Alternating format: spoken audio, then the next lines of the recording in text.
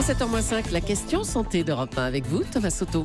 Molière les appelait les malades imaginaires. Ce matin, le docteur Kierzek s'attaque à l'hypocondrie. Michel Drucker, si tu nous écoutes. Bonjour, docteur Kierzek. Bonjour, Thomas. C'est quoi l'hypocondrie ? Comment et pourquoi on devient hypocondriaque ? Alors c'est l'angoisse, la peur excessive qui concerne la santé, sa santé, le bon fonctionnement du cœur. Et c'est une écoute obsessionnelle de son corps finalement. Et le moindre symptôme, le moindre petit signe va être interprété comme j'ai une maladie grave, j'ai un cancer par exemple.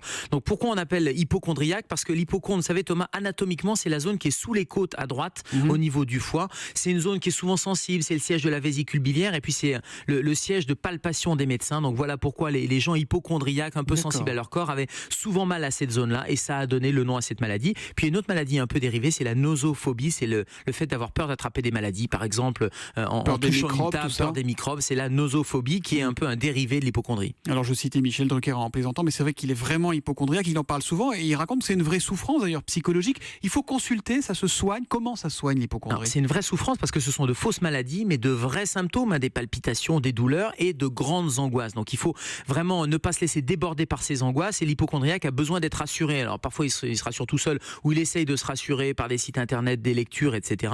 Mais il faut rapidement consulter quand ça déborde et l'entourage peut aider. C'est très difficile à vivre pour l'entourage, un hypocondriaque. Donc il faut se faire prendre en charge, la psychothérapie, éventuellement quelques médicaments, des anxiolytiques ou des antidépresseurs dans les cas extrêmes. Puis la médecine douce, la phytothérapie qui peut aider beaucoup avec de l'aubépine, de la passiflore, bref, de la relaxation. Vous citiez les sites internet qui nous abreuvent d'infos totalement anxiogènes. Ce ne sont pas des ferments à hypocondrie, ça ? Alors, ça a même un nom, ça s'appelle la cyberchondrie. Les hypocondriaques qui deviennent cyberchondriaques parce qu'à force, effectivement, d'aller voir des forums, d'aller voir taper des mots-clés, si vous tapez maux de tête et cancer. On peut coller à tous les symptômes, eh bien, bien sûr, vous allez coller à tous les symptômes et forcément, en termes d'occurrence, quand vous allez taper maux de tête, cancer, forcément, vous allez avoir les sites qui vont associer les deux. Et le rôle du professionnel de santé, ça va être justement de contextualiser, de rassurer et d'expliquer qu'il faut relativiser toutes ces informations. Bref, c'est le rôle de votre médecin ou de votre professionnel de santé de vous dire ne tapez pas ces mots-clés. Les symptômes n'ont rien à voir avec la pathologie que vous venez de chercher. Quand on a vraiment mal quelque part, on va voir un médecin, on consulte, on fait des tests.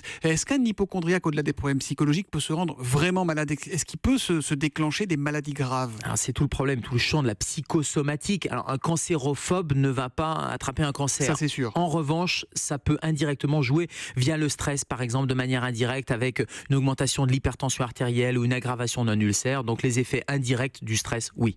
Il suffit de le voir pour déjà se sentir mieux. Le docteur Kierzek, notre médecin européen, qui revient demain à 7h-5 pour la question santé. À demain, Gérald. Tout va bien, Thomas, à demain. Je me sens moyen,